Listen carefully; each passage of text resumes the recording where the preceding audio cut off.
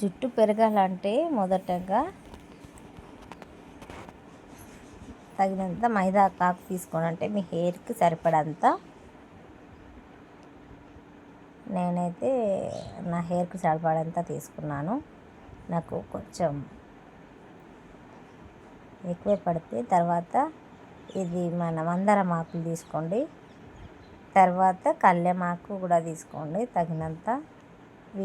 వీలుంటే మీకు ఏంటి క్యారెట్ బీట్రూట్ కూడా వేసుకోండి. సరేనా? నాకు క్యారెట్ బీట్రూట్ లేదు, ఎవ్రీ టైం వేసుకుంటా. బట్ ఈసారి మార్కెట్ నుంచి తీసుకురాలే, వర్షం కారణం వల్ల మార్కెట్ వెళ్ళలేకపోయినాం. సో అందుకనే ఆకు, మైదాకాకు, మందారమాకు, మందారం పువ్వులు, కళ్యామాకు, మునగాకు కూడా వేసుకోవచ్చు. క్యారెట్ బీట్రూట్ కూడా వేసుకోవచ్చు. తర్వాత దానికి తగినంత లాస్ట్కి పెరుగు కూడా వేసుకొని కలుపుకోవచ్చు. నేను అలాగే చేస్తాను. మిక్స్ పట్టేటప్పుడు కూడా లైట్గా వేసుకోవచ్చు. గడ్డలు ఉంటే మిక్సీలో వేసేయండి, లేదంటే పల్చగా ఉంటే దాన్ని అయిన తర్వాత కలుపుకోవచ్చు. స్ట్రక్చర్ గట్టిగా అయితే పెరుగు వేసుకొని కలుపుకోండి, లేదు అంటే ఒకసారి తిప్పితే సరిపోతుంది. పెరుగు నార్మల్గా ఇది మొత్తం స్ప్రెడ్ అయిపోయి అంతా కలిసిపోతుంది. సరేనా?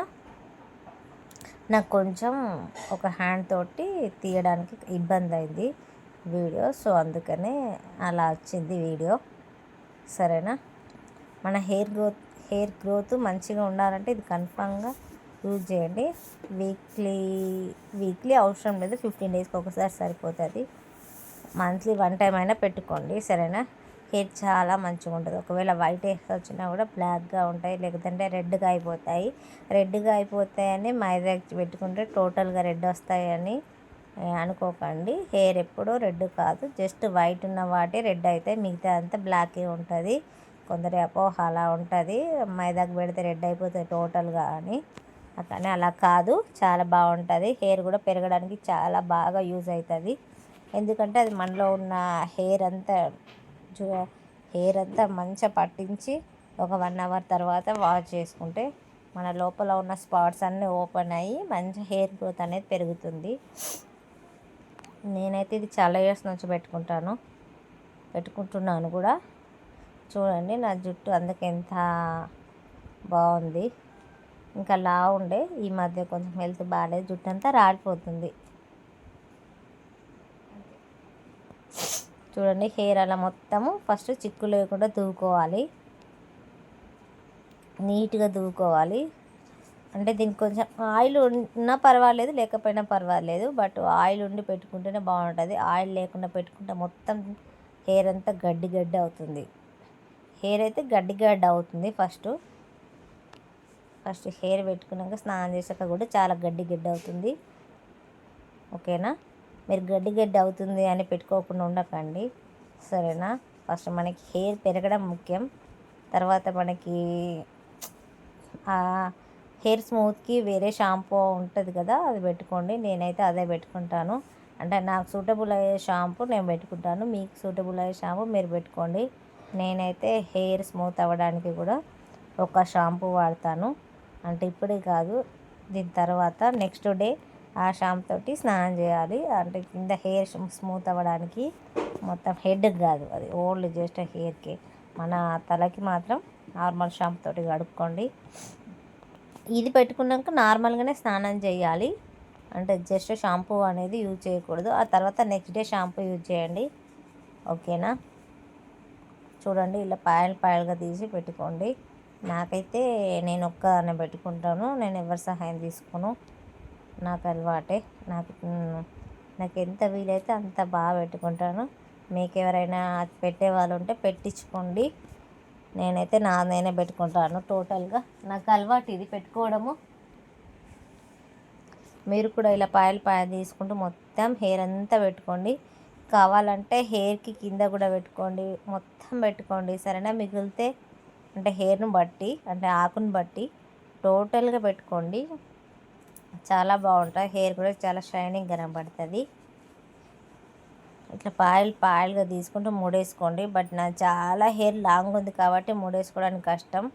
మళ్ళీ ఇది కొంచెం చాలా మెత్తగా కాలేదు మైదాకు, కొంచెం బరకగా ఉంది. మొత్తం అక్కడనే గట్టిగా అంటుకపోతుంది. ఇక చూడండి, ఇలా మొత్తం పెట్టుకోండి. కిందికి హెయిర్ వరకు మొత్తం లాస్ట్ వరకు కూడా పెట్టుకోండి. పెట్టుకున్న తర్వాత మనకి హెయిర్ మాస్క్ అనేది అది ఉంటుంది కదా, అదే పెట్టుకోండి. బట్ నాకు అది మాత్రం ఆగది.